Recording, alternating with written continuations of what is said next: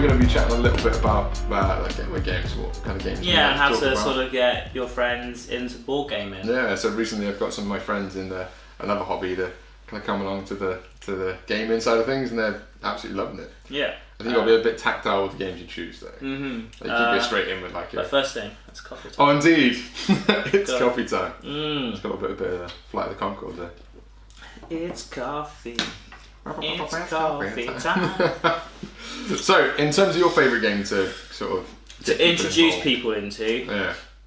Because obviously, I mean, I imagine the weight of these games is a big thing. Like, you don't want to go into a massive, sort of heavy Euro or something. No. No. So I mean, it depends. If it probably would be like lanterns. Nice. Because with that, I could just sort of, if I'm going to someone's house, just for some beers or whatever. Nice. I could just take this along, and well, basically all you need to do is put some tiles out. Because say you don't have to match the tiles up. If you just want a red, you just have it and you put it. Red is pointing you. It's nice. Do a thing, get a thing. Yeah. Get some points. And it is a lovely theme as well. Yeah, you can start. You could say it's really easy to do. But then once you've played 1 or 2 games, and you're like, oh, but if I put that tile down, they'll get the colour that they need to complete their set. 100%. So then they start thinking about it. Which is kind of cool. I mean, again, for a game that's so cheap as well, it's kind of incredible. There's not really been a single person that's played Lanterns, at least in my experience, that's gone, nah, I'm okay actually. I think it's just, for what it is, you kind of, you appreciate it for what it is. Yeah. Yeah, pretty cool. See, it's nice and simple, it looks good. Yeah. So I think, Lanterns is a great sort of game to use.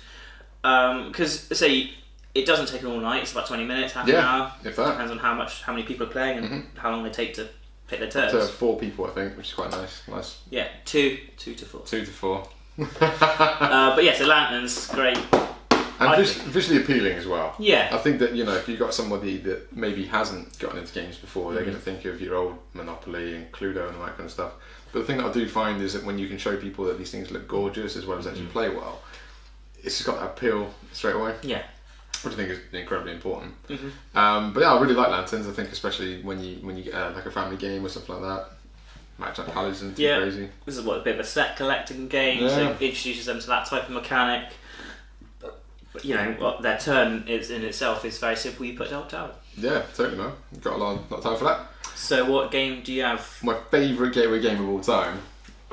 What is this one? Alhambra. So again, I actually tracked this one down. Fancy edition. So I'm a massive nerd. I actually managed to find one in Canada. It was a French-Canadian shop, and I kind of just was like, I'll take a bit of a gamble. Because they were like, yeah, it's just the good one, right? I was like, oh yeah, okay, why not? So that it was, which is great. But even the regular version is great. But it's amazing. It's a really, really easy game to get the idea of. There's enough mechanics in there to be heavy enough that you feel like you're really getting something done. And then you've got like the other side of things where there's a little bit of player interaction. The amount of times like, you've just taken my building. Yeah. I needed that one. That's the colour set I'm going for. Exactly. And then, for example, your mate starts taking more arcades and you have to change your tactics a little bit maybe. It's just a really nice game in general. I think that everything looks quite cool. Setting's really nice. And then you've got the idea of holding cards as well as getting components out and doing that sort of thing. It's just got a lot of everything that I think people enjoy when they first grab a game. Yeah. And I come back to this all the time. I think I really like it. So that's the one that you introduce your jiu-jitsu mates. Absolutely. Yeah. So we're not rolling around trying to kill each other. Yeah. Basically, this is the first game I got them into. Loved it. Yeah. They're like, I really like how much you think about it. It's like, well, let me just ease you into some crazy games. And then I think the other day we played like Scythe and stuff. Yeah. Everyone loved it. But I think you can't just jump straight into a game like Scythe. You gotta. No. Yeah. I mean, even if you're a gamer, jumping into a game of Scythe is you've got to go in. I'm just learning this game. Your first game is not a real game. I say because that was my second game of it, and I really enjoyed it because I knew what I was doing, and then I won. So they slip that in there real quick. I won. Yeah, but again, it's really really cool, isn't it? Where I mean, obviously we hear the term gateway games. Yeah. They're just not as heavy. Some people really hate the term, as if you're like watering down the game. Yeah. You'd only use this for a gateway interaction. But I mean, something like Alhambra you could play for ages. I think it's just a really, really nice game. You've got the currency thing there as well. You're actually buying stuff. Yeah. Inherently people quite like doing.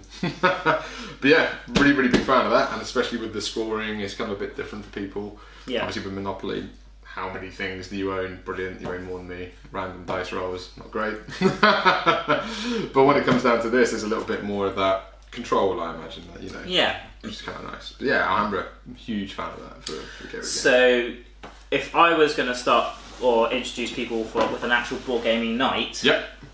I would probably suggest Here it is. something like Pandemic. Yep. Because it's a cooperative game. Yep. Co-op game.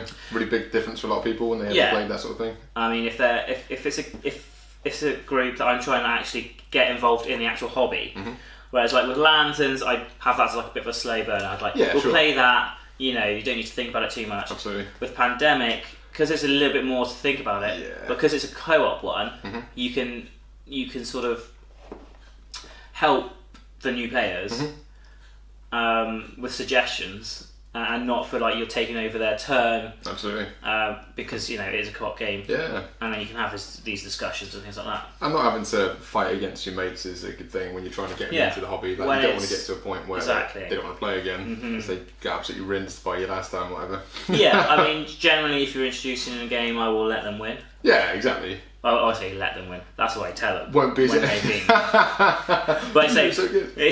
when it's a co-op game, everyone's a winner or everyone's a loser. Absolutely. But you're going to be having fun because you're not like, oh, well, they've got so many more points, I just can't beat them. Exactly. There's no point in playing anymore. And it's a nice theme as well. Like if you've just played your vanilla beige games all these years, all of a sudden you're saving the earth from sudden doom because of. I mean, I say you can have one game and you draw one or two epidemic cards. Or it's epidemic cards. Epidemic cards, and you're like, oh, that hasn't been too bad.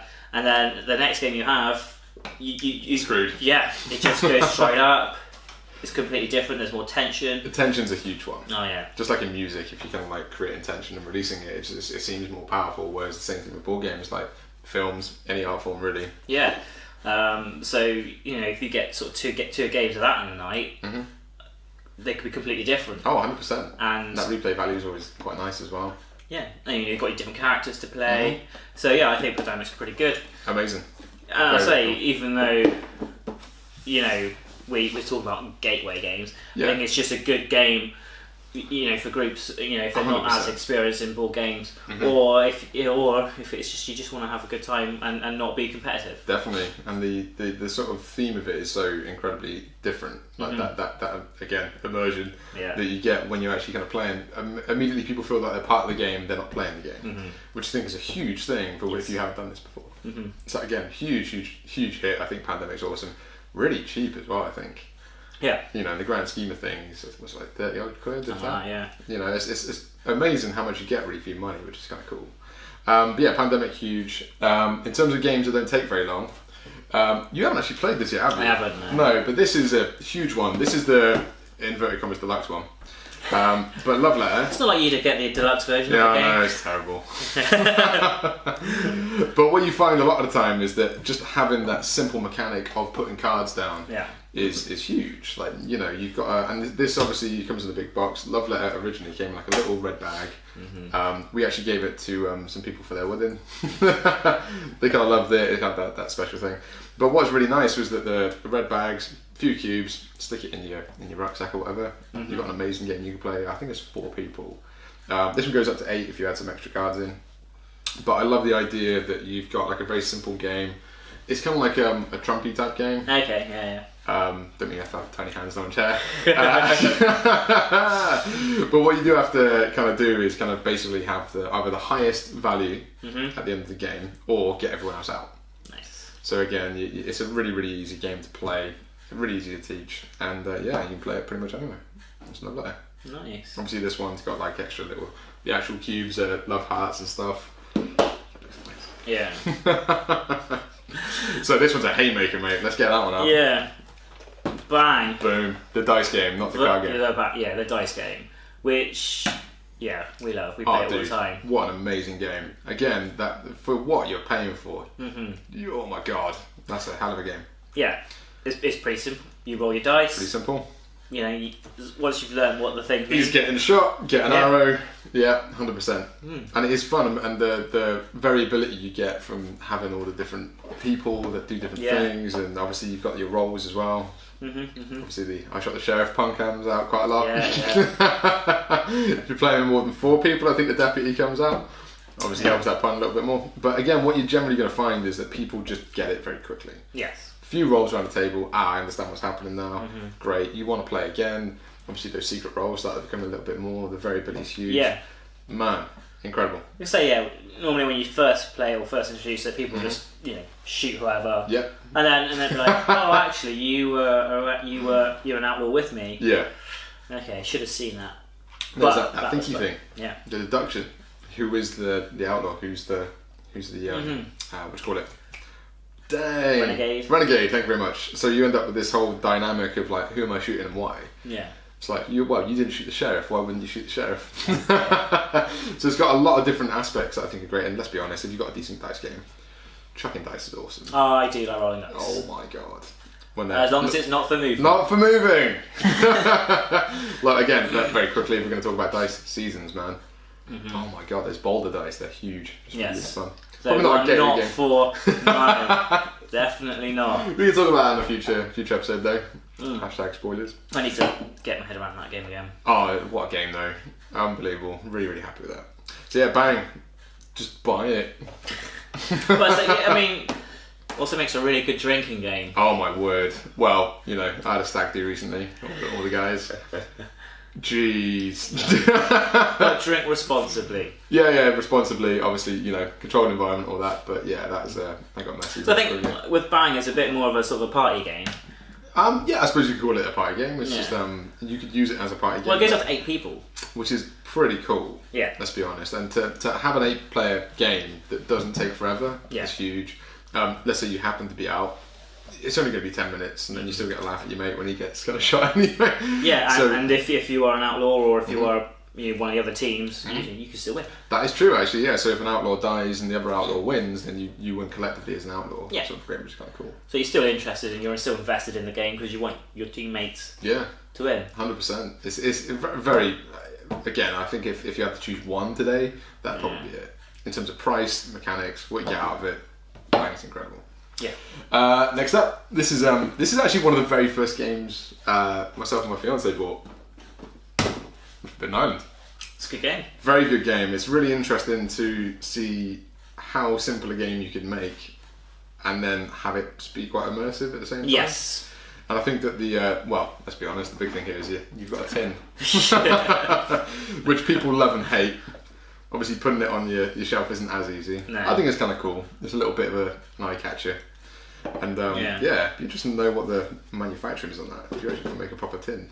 Yeah. No, it's interesting. But again, fairly cheap. Yeah, so it's got a similar sort of benefits as like Pandemic. If you're introducing it to people, it's a co-op game. You're not fighting. Yep. Funny enough, from the same guy who made Pandemic. Yeah. Yeah. Slightly different. Very much so. With the sort of the tile again, it's the randomness of what's sinking. So one time you'd be like, oh, that was okay, that wasn't too bad. Yeah, sure. Or the sinking stuff was at the north, that's fine. And then it'd be like, oh, it's everywhere. It's where we need to go. And the fact that tiles actually make the board as well, that's kind of an interesting thing. Random. It's random, isn't it? Yeah, random. You've got a certain pattern you've got to put on the board. But again, changes up that idea of how you're going to play it every single time. You've got that tension. You can make it harder or easier depending on what you're feeling that day. But again, you've got those little treasures that are actually 3D components, which is really, really interesting to kind of go, now I've got the ruby flame thing, to use a technical term. Yeah. But it's very, very cool, super easy to get on the board. And again, 2 to 4 players, a nice little amount of people. Yeah. Really cool. There's also Forbidden Desert as well, which is a bit more gamey. Yeah.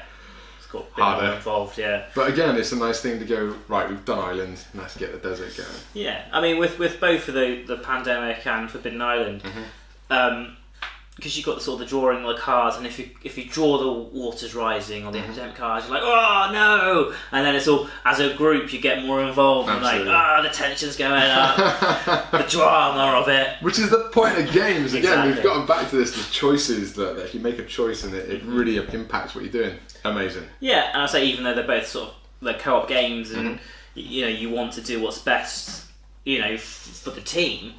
If someone's like, oh, you should do that, I think you should do this, and you're like, actually no, I think this is a better route. You can do that. You can have those discussions, and then be like, I'm still doing what I want to do.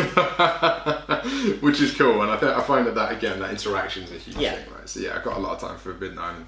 So there you go. There's another one that's great, and then we got a couple more. The first one, I think that if I want to show people that board gaming can be much more than just doing random stuff, or what you'd call like your stereotypical kind of like board gaming stuff, this has got to be top of the pile. I think it's really interesting. Mysterium is awesome. Yeah, it's a bit more abstract. All, 100%. I mean, here's the thing: no points, really. Yeah. You know what I mean? You essentially just win the game or you don't. Yeah. Which is really cool. It's kind of like if Cluedo wasn't rubbish. So at the end of the day, you've got that whole idea of like having a screen where the ghost doesn't say anything for the whole time, but giving hints with art cards, which are arguably amazing. Yes. Really lovely looking game. I was chatting to some people online, and they were like, Mysterium, just sometimes get out to look at the cards. Yeah, absolutely. Just look at the artwork. Absolutely stunning. The expansions are great. Adding into it, but not fluffing it out so much that you're kind of like, oh wow, what's going on? Like, I don't think you played it yet, but Comet.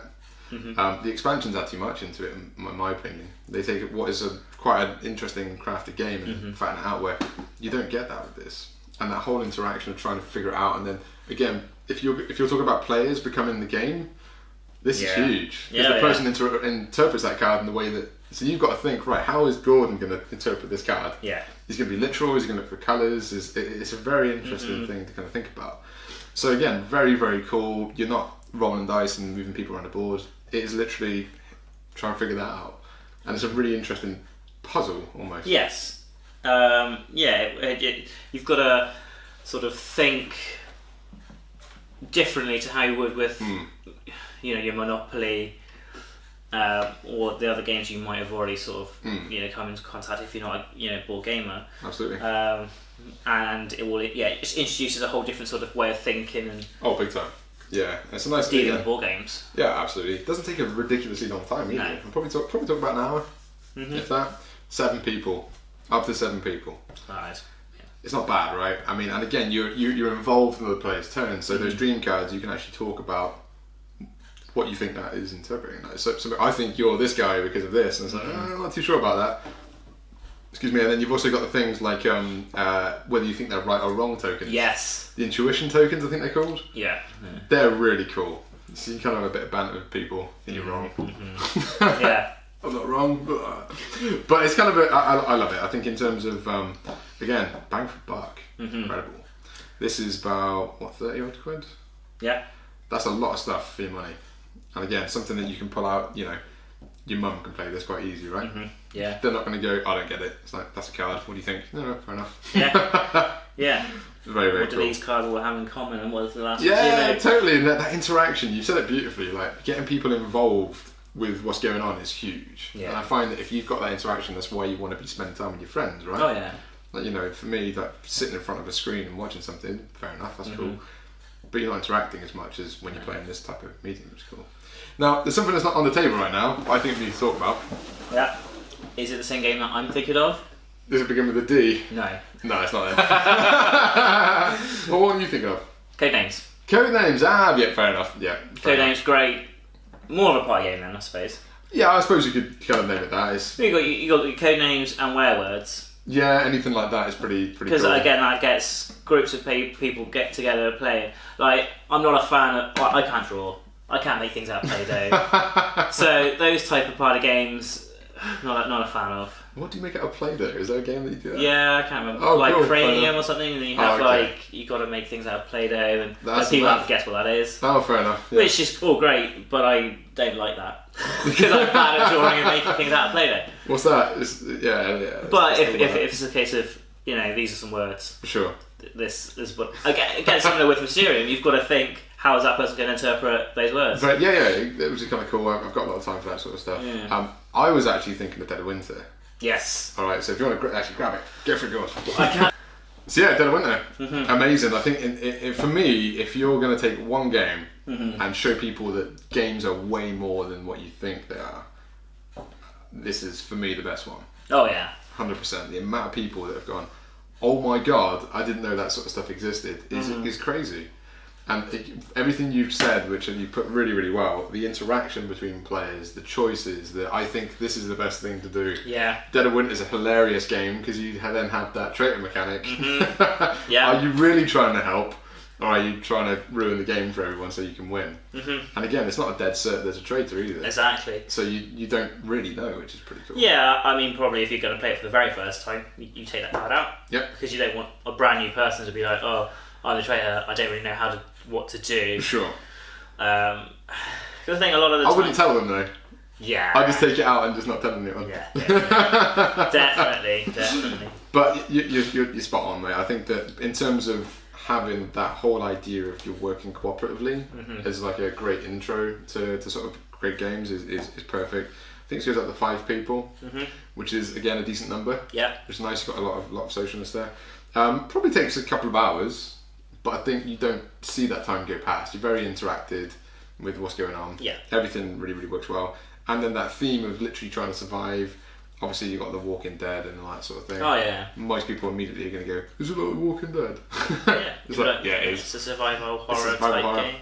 And then having to go out into the world and roll in the dice that inevitably screws you over.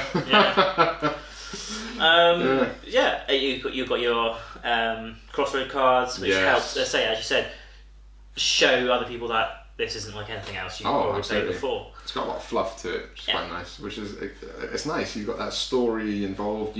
There's little standees again. I think obviously some people have made the point of minis would have been better. I don't think so. I think the art direction on them looks really nice. It ties everything together. Yeah. And because they do stand up, that's good enough for me personally. The dice are great. I love the exposure dice.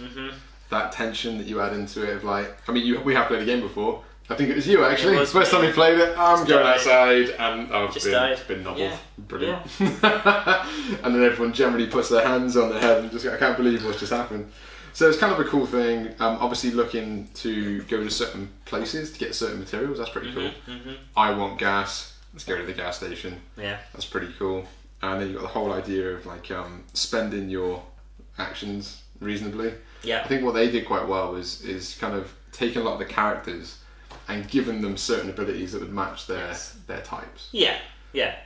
So the fireman's not as good at searching, but he's way better at kind of like, using his axe to kill people. But it's just a very, very cool game in terms of like just showing people that the theme and everything else that you take into these things can change. This is the game that's going to turn someone into a board gaming hobby. 100%. We've done it multiple times. So I think with that, there's quite a lot of variety of. I'd say as you said, we've been saying gateway games. Yeah. But as you said, they're just basically lighter games that are easy to get people involved with, easy to teach, and ultimately get them hooked. Yeah, totally. Get that injection going, and then they're like, "Oh, this is pretty cool." So, I mean, if you think there's a game that we've missed, and there probably is many, tons. But you leave it in the comments below. If you enjoyed the video, give it a thumbs up. Subscribe so that you get more of our professional video. And have a great day. Fantastic. Cheers, guys. See ya. Sorry, I'm phlegmy. No. Touch the coffee. I know.